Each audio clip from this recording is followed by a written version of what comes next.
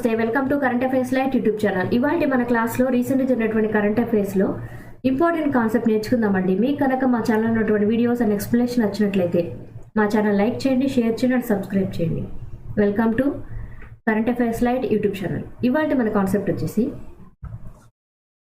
Reptiles అంటే మన సరీసృపాలు అంటాం. సరీసృపాల పరంగా వచ్చినటువంటి న్యూస్ ఏంటంటే రీసెంట్గా కొన్ని రకాలైనటువంటి సరీసృప జాతులు ఏవైతే ఉన్నాయో అవి చాలా అంతరించిపోయేటువంటి జీవుల జాబితాలోకి చేరాయన్నమాట.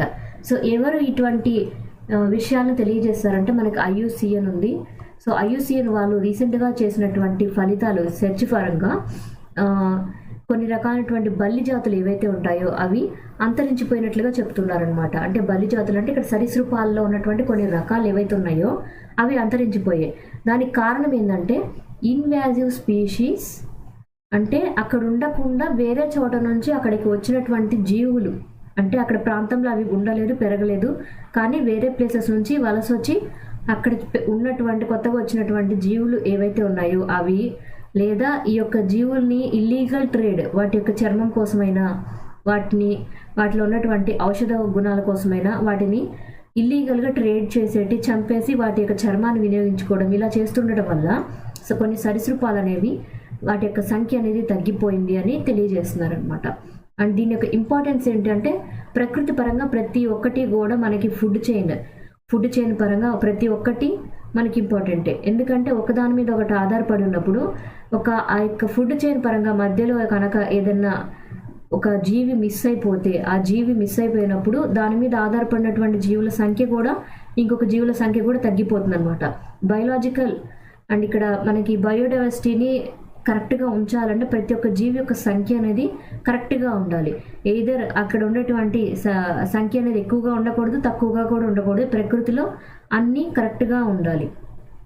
అండ్ ఇక్కడ ఏవైతే చెప్తున్నారో IUCN పరంగా, అంటే IUCN రెడ్ లిస్ట్ అనేది మనం ఎప్పుడు చెప్తూ ఉంటాం, రెడ్ లిస్ట్ పరంగా లేటెస్ట్గా వచ్చినటువంటి అప్డేట్స్ అనమాట. అండ్ ఇక్కడ వచ్చినటువంటి డేటాలో ఇబిజా వాల్ లిజర్డ్ అనమాట, ఇది ఒక బల్లి జాతి. ఇది ఏ కేటగిరీలోకి వేయబడిందంటే endangered category. And grand Canaria giant lizard, అంటే ఇది గ్రాండ్ కెనేరియా ప్రాంతంలో ఉండేటువంటి ఒక పెద్దగా ఉండేటువంటి ఒక బల్లి జాతి అనమాట.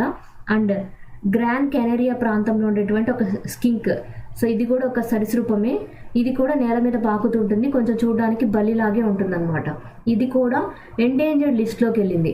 ఎందువల్ల అంటే అక్కడ కొత్తగా కొన్ని పాములు అనేవి వచ్చాయి. కొత్తగా వచ్చినటువంటి పాముల రకాలు ఏవైతే ఉన్నాయో వాటి వల్ల అక్కడ ఉన్నటువంటి ఈ బల్లి రకాల యొక్క సంతతి అనేది తగ్గిపోయింది. ఇక్కడ కొత్తగా వచ్చినటువంటి పాము రకం ఏంటంటే కాలిఫోర్నియా స్నేక్ అనమాట. సో కాలిఫోర్నియా స్నేక్ జాతి ఏదైతే ఉందో, కాలిఫోర్నియా కింగ్ స్నేక్ ఏదైతే ఉందో ఆ యొక్క అది ఒక పాము అనమాట. ఈ పాము రకం ఏదైతే ఉందో అది ఈ గ్రేట్ కనేరియా ప్రాంతంలోకి రావడం వల్ల ఇక్కడ ఉన్నటువంటి బల్లి జాతులు అనేవి అంతరించిపోయాయి. ఎందుకంటే పాములు వాటి ఆహారంగా తీసుకునేది బల్లి జాతులు కాబట్టి వాటి యొక్క సంఖ్య అనేది తగ్గిపోతుంది, అవి అంతరించిపోతున్నాయని IUCN రెడ్ లిస్ట్లో వాళ్ళ యొక్క డేటాలో తెలియజేశారనమాట. అండ్ దాంతోపాటు కోపియోపా క్యాక్టీ, సో కోపియోపా క్యాక్టీ వచ్చేసి ఒక రకమైనటువంటి మొక్క. సో కోపియోపా క్యాక్టీ వచ్చేసి ఒక ముళ్ళ జాతిగా ఉండేటువంటి ఒక మొక్క అనమాట. ఆ మొక్క వల్ల ఏంటంటే కొన్ని ఔషధ గుణాలు ఉన్నాయని, అండ్ అది అందంగా ఉంటుందని చాలామంది ఇటువంటి క్యాక్టస్ మొక్కలు ఏవైతే ఉన్నాయో వాటిని పెంచుకోవడానికి ఇష్టపడుతుండడం వల్ల వీటి సంఖ్య కూడా తగ్గిపోతుంది అనమాట. అవి కూడా ఎండేంజర్డ్ లిస్ట్లోకి వచ్చాయి. అండ్ 2013 నుంచి పోలిస్తే ఇప్పటికీ వాటి సంఖ్య అనేది చాలా తగ్గిపోయింది. అవి 55% 2013 టైంలో ఉంటే వాటి సంఖ్య అనేది ఉన్న దాంట్లోంచి చాలా వరకు తగ్గిపోయింది అనమాట. ఎందువల్ల అంటే అక్కడ ఉన్నటువంటి వాతావరణ పరిస్థితులు అనేవి మారిపోవడం, దాంతోపాటు ఇల్లీగల్ ట్రేడింగ్ అనేది జరగడం వల్ల ఈ కాపియోపా క్యాక్టీ అనేటువంటి ముళ్ళ జాతికి చెందినటువంటి మొక్కలు, అంటే ఎడారి మొక్కలు ఏవైతే ఉంటాయో ఆ మొక్కల సంఖ్య కూడా చాలా వరకు తగ్గిపోయింది అనమాట. సో ఇలా చేయడం ఏంటంటే వాటి ఎప్పుడైతే అంతరించిపోతున్నటువంటి జీవుల జాబితాలో ఉన్నాయని తెలిసిందంటే వాటిని సంరక్షించేటువంటి విధానాలు అనేవి అవలంబించాలి అని అందరికీ తెలుస్తుంది అనమాట. సో అప్పుడే ప్రకృతిని కాపాడడానికి మనకి వీలు కలుగుతుంది.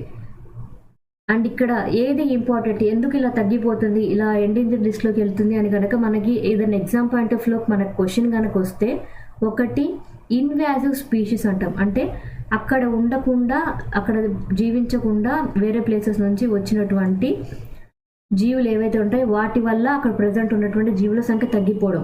ఇంకొకటి వచ్చేసి ఇల్లీగల్ ట్రేడింగ్. వాటిని కూడా మనకి ఏవి కారణాలు అయి ఉండొచ్చు వీటి సంఖ్య తగ్గిపోవడానికి అని కూడా మనకు కొన్నిసార్లు ఎగ్జామ్ పాయింట్ ఆఫ్ లో క్వశ్చన్ అడిగే ఛాన్స్ ఉంది. Constitution murder day. So constitution murder day అనేది జూన్ 25న జరుపుకోవాలి అని డిక్లేర్ చేశారనమాట.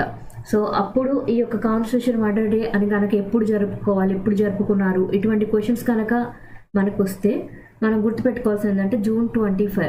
సో దాన్నే సంవిధాన్ హత్యా దివస్ అని గుర్తుపెట్టుకోవాలి. అండ్ ఇది ఎందుకోసం, వీళ్ళు సంస్మరణ దినోత్సవం ఎందుకోసం అంటే 1975 టైంలో వచ్చినటువంటి ఎమర్జెన్సీ సిచ్యువేషన్లో ఏదైతే మనకి విపత్కరమైన పరిస్థితుల్ని ఎదుర్కొన్నామో భారతదేశ పరంగా వాటన్నిటిని గుర్తు చేసుకుంటూ సంవిధాన్ హత్యా దివస్ అనేది జరుపుకోవాలి. ఎందుకంటే రాజ్యాంగంలో ఉన్నటువంటి హక్కులని కాలరాస్తూ అప్పుడున్నటువంటి ప్రభుత్వం ఏంటంటే ఇందిరాగాంధీ గారి ప్రభుత్వం ఉంది 1975 టైంలో. వాళ్ళు ప్రజల నుంచి హక్కులను తీసేసుకొని అప్పుడు వాళ్ళ యొక్క పరిపాలన రాక్షస పాలన సాగింది అని ఈ ఎమర్జెన్సీ టైంలో ఇప్పుడున్న గవర్నమెంట్ వ్యాఖ్యానిస్తుందన్నమాట. సో అప్పుడు జరిగినటువంటి పరిస్థితులు ఏంటంటే మీడియాని చాలా వరకు ఆపేయడం అండ్ దాంతోపాటు ఇంప్రిజన్మెంట్ ఆఫ్ సిటిజన్స్, పౌరుల యొక్క హక్కుల్ని కూడా తీసేసుకొని వాళ్ళని కూడా జైల్లో పెట్టడం కూడా జరిగింది. సో ఇట్లాంటి విపత్కరమైన పరిస్థితులన్నీ కూడా ఎమర్జెన్సీ టైంలో మనం చూసాం. సో ఆ యొక్క దినాన్ని సంస్కరించుకుంటూ కాన్స్టిట్యూషన్ మర్డర్ డే లేదా సంవిధాన హత్యా దివస్ ఎప్పుడు అంటే జూన్ 25 అనమాట. గవర్నమెంట్, సో మన యూనియన్ గవర్నమెంట్ తరఫు నుంచి వచ్చినటువంటి ఒక స్కీమ్ అనమాట అగ్రిష్యూర్. సో అగ్రిష్యూర్ అనేటువంటిది ఎందుకోసం అంటే అగ్రికల్చర్ విభాగానికి అనుబంధంగా ఉండేటువంటి కంపెనీస్, స్టార్టప్ కంపెనీస్ ఏవైతే ఉంటాయో వాటిని ప్రోత్సహించడం కోసం అగ్రిష్యూర్ అనేటువంటి స్కీమ్ని గవర్నమెంట్ లాంచ్ చేసింది. సో గవర్నమెంట్ అంటే ఇక్కడ మనకి కేంద్ర ప్రభుత్వం ఈ యొక్క స్కీమ్ అనేది లాంచ్ చేయడం జరిగింది. అండ్ ఇక్కడ ఏదైతే చెప్తున్నామో గవర్నమెంట్ ద్వారా స్టార్ట్ అవ్వబోయేటువంటి ఈ స్కీమ్ యొక్క ఇంపార్టెన్స్ ఏంటంటే AgriSURE, agri fund for startups and rural entrepreneurs. అంటే అగ్రికల్చర్ పరంగా అవసరమైనటువంటి ఏవైనా పనిముట్లు, ఖనిజాలైనా లేదా టెక్నాలజీకి సంబంధించినటువంటి ఇన్నోవేషన్స్ అయినా ఇవన్నీ తయారు చేసేటువంటి స్టార్టప్ కంపెనీస్, ఎంటర్ప్రినర్స్ ఏవైతే ఉంటాయో, వ్యవసాయానికి సంబంధించి ఉత్పత్తులు తయారు చేసేటువంటివి, ఎరువుల్ని బెటర్గా తీసుకొచ్చేటువంటి కంపెనీస్, ఇటువంటి అన్నీ కూడా ఇందులో విభాగంలో ఉంటాయి అన్నమాట. వాటికి మన గవర్నమెంట్ తరపున సహాయం అందించడమే ఈ అగ్రిష్యూర్ యొక్క ముఖ్య ఉద్దేశం. అండ్ ఇందులో ఏంటంటే ఆల్టర్నేటివ్ ఇన్వెస్ట్మెంట్ ఫండ్ కింద నియర్లీ 750 కోట్ల రూపాయలు కేటగిరీ 2 కింద కేటాయించి స్టార్టప్స్ కోసం ఉంచడం జరిగింది. అండ్ దాంతోపాటు 250 కోట్ల రూపాయల వరకు కూడా కొన్ని డిపార్ట్మెంట్కి అందిస్తారు. సో కొన్ని డిపార్ట్మెంట్స్ కంటే అగ్రికల్చర్కి రిలేటెడ్గా ఉండేటువంటి విభాగాలు ఏవైతే ఉంటాయో వాటికి అందిస్తారనమాట. Department of agriculture and farmer welfare ఇది ఒక విభాగం. దాంతోపాటు నాబార్డ్లో ఉన్నటువంటి ఇంకొక డివిజన్ అనమాట, అదేంటంటే నాబార్డ్లో ఉన్నటువంటి ఇంకొక విభాగం. వీళ్ళు కూడా కలిసి ఈ యొక్క ఫండ్స్ ఏవైతే ఉంటాయో అగ్రిష్యూర్ ప్రాజెక్ట్ కింద ఇచ్చినటువంటి ఫండ్స్ ఏవైతే ఉన్నాయో వాటన్నిటినీ కూడా మేనేజ్ చేస్తారు. అంటే ఏ యొక్క స్టార్టప్కి ఎంత కేటాయించాలి, అగ్రికల్చర్ని ఇంకా బెటర్గా మార్చాలి అంటే ఎటువంటి అగ్రికల్చర్ పరంగా ఎటువంటి విధి విధానాలు అమలు చేయాలి, కొత్తగా ఏ టెక్నాలజీస్ అని వస్తున్నాయి, ఇటువంటి అన్ని విషయాలను గురించి కూడా ఈ యొక్క స్కీమ్ ద్వారా ప్రోత్సాహం అందిస్తూ మన దేశంలో వ్యవసాయ ఆధారితమైనటువంటి మన దేశంలో అగ్రికల్చర్ని, వ్యవసాయాన్ని మరింత అభివృద్ధి పదంలోకి తీసుకొని వెళ్ళడమే ఈ అగ్రిష్యూర్ యొక్క ముఖ్య ఉద్దేశం. సో అగ్రిష్యూర్ ఎందుకోసం అంటే స్టార్టప్ కంపెనీస్కి, అగ్రిప్రెన్యూర్స్కి సహాయం అందించడం కోసం ఇండియన్ గవర్నమెంట్ స్టార్ట్ చేసింది. కేరళ గవర్నమెంట్కి సంబంధించినటువంటి ఒక న్యూస్ అనమాట. ఏంటంటే ఆ రాష్ట్రంలో బయోడైవర్సిటీ రికార్డ్ అనేది కంప్లీట్ చేయడం జరిగింది. కంప్లీట్ చేసి చాలా వరకు కంప్లీట్ చేశారు. ఎటువంటిది బయోడైవర్సిటీ రికార్డ్, దేని గురించి అంటే అక్కడ ఉన్నటువంటి జీవ వైవిధ్యం అన్నప్పుడు మొక్కలు, జంతువులు మాత్రమే కాదు, అక్కడ ఉన్నటువంటి మనుషుల పరంగా కూడా మొక్కలు, జంతువులు, అక్కడ ఉన్నటువంటి మనుషులు, వాళ్ళ యొక్క కల్చర్ ఏదైతే ఉంటుందో, వాళ్ళ యొక్క జీవన విధానం, వీటన్నిటినీ కూడా రికార్డ్ చేయడం. సో ఇలా చేసినటువంటి ఫస్ట్ స్టేట్ అంటే కంప్లీట్ చేసినటువంటి ఫస్ట్ స్టేట్ ఏంటంటే కేరళ అనమాట. ఎలా వీళ్ళు దీని మొత్తాన్ని చేయగలిగారంటే అక్కడ ఉండేటువంటి లోకల్ కమ్యూనిటీస్ ఏవైతే ఉంటాయో వాటి సహాయం తీసుకున్నారు. సో దాని ద్వారా త్వరగా కంప్లీట్ చేయగలిగారు. సో ఇక్కడ ఇచ్చినటువంటి బయోడైవర్సిటీకి వాళ్ళు తీసుకున్నటువంటి డేటాకి వాళ్ళు పెట్టిన పేరు ఏంటంటే పీపుల్స్ బయోడైవర్సిటీ రిజిస్టర్. సో ఇది ఏ విధంగా చేయగలిగారంటే అక్కడ లోకల్గా ఉండేటువంటి సెల్ఫ్ గవర్నమెంట్ ఏవైతే ఉంటుందో, అంటే మనకు ఉండేటువంటి పంచాయతీలు ఏవైతే ఉంటాయో అలా ఉండేటువంటి కమ్యూనిటీస్ ద్వారా అండ్ లోకల్ కమ్యూనిటీస్ ఏవైతే ఉంటాయో గిరిజన తండాలైనా అట్లా ఏ విధంగా అయితే ఉంటాయో వాటన్నిటి సహాయంతో పీపుల్స్ బయోడైవర్సిటీ రిజిస్టర్ అనేది మెయింటైన్ చేయడానికి ముందుగానే డేటా మొత్తం కలెక్ట్ చేశారు. ఫర్ ఎగ్జాంపుల్ మనకి మొక్కల యొక్క రిపోర్ట్ కావాలంటే ఆ ప్లేస్లో ఉన్న ఎన్ని రకాల మొక్కలు ఉన్నాయి అండ్ దాంతోపాటు ఎన్ని కొత్తగా వచ్చాయి, లేదా ఏ మొక్కలైనా పూల జాతులు ఎంత ఉన్నాయి, లేదా కాండంతో ఉండేటువంటి మొక్కలు ఎన్ని ఉన్నాయి, లేదా కొన్ని ఏదైనా సుగంధ ద్రవ్యాలు కలిసిన మొక్కలు ఉన్నాయా, ఇలా మొక్కల గురించి ఎలా డేటా అయితే తీసుకుంటామో అదేవిధంగా అక్కడ ఉన్నటువంటి ప్రజలకు సంబంధించిన డేటానే పీపుల్స్ బయోడైవర్సిటీ రిజిస్టర్ అనమాట. ఇది ఏ విధంగా ఉంటుంది అండ్ ఇందులో ఎటువంటి డేటా ఉంటుందో కూడా తెలుసుకోవాలి.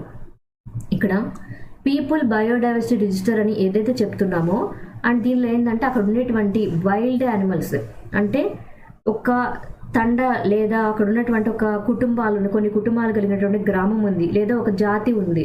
సో అక్కడ ఉన్నటువంటి జాతి పరంగా అక్కడ ఏ యొక్క జీవులు ఉన్నాయి, వాళ్ళ ఆవాసాల్లో ఏ జీవుల్ని వాళ్ళు పెంచుతున్నారు అండ్ వాళ్ళు ఆక్వాటిక్ లైఫ్ పరంగా అంటే వాళ్ళ చేపలకి దగ్గరగా ఆహారం ఉందా, లేదా వాళ్ళు చేపలు పెంచడం ఉందా, వాళ్ళు పట్టణీకరణ అనేది ఎక్కువగా ఉందా, లేదా వాళ్ళు ఎటువంటి మొక్కలని పెంచుతారు, అంటే వాళ్ళు వ్యవసాయం చేసేటప్పుడు ఎక్కువగా వేటిని పండించడానికి ఎక్కువగా ఆసక్తి చూపిస్తారు, వాళ్ళ యొక్క ఆహారం ఏ విధంగా ఉంటుంది అండ్ దాంతోపాటు వాళ్ళ యొక్క సంస్కృతి ఏ విధంగా ఉంటుంది, వాళ్ళ యొక్క ఆచార వ్యవహారాలు ఏ విధంగా ఉంటాయి అండ్ ఇప్పుడు వాళ్ళు ఎటువంటి విధానాలకి అలవాటు పడ్డారు, అంటే ఎటువంటి విధానాల్ని అవలంబిస్తూ ఉన్నారు. అంటే ఇంతకుముందు కాలంలో వాళ్ళకి ఎటువంటి టెక్నాలజీ తెలియకపోవచ్చు, బట్ ఇప్పుడు ప్రపంచం యొక్క చివరికి కూడా టెక్నాలజీ వెళ్ళినప్పుడు వాళ్ళు ప్రజెంట్ ఏ విధంగా వాళ్ళు లైఫ్ స్టైల్ అనేది ఏ విధంగా మారిపోయింది, ఇటువంటి అన్ని విషయాల గురించి కూడా పీపుల్స్ బయోడైవర్సిటీ రిజిస్టర్లో పొందుపరచడం జరుగుతుంది అనమాట.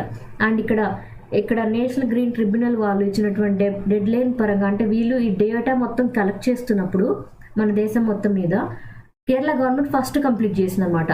ఏ విధంగా అంటే అక్కడ ఉన్నటువంటి లోకల్గా ఉండేటువంటి గవర్నమెంట్స్ ఏవైతే ఉంటాయో, లోకల్ కమ్యూనిటీస్ ఏవైతే ఉంటాయో వాటి యొక్క సహాయంతో నియర్లీ 1040 ఉన్న మొత్తం డేటాలో నియర్లీ 1037 వరకు ఆల్మోస్ట్గా ఈ పీపుల్స్ బయోడైవర్సిటీ రిజిస్టర్ మొత్తాన్ని కంప్లీట్ చేయగలిగిన రాష్ట్రం ఏంటంటే కేరళ గవర్నమెంట్.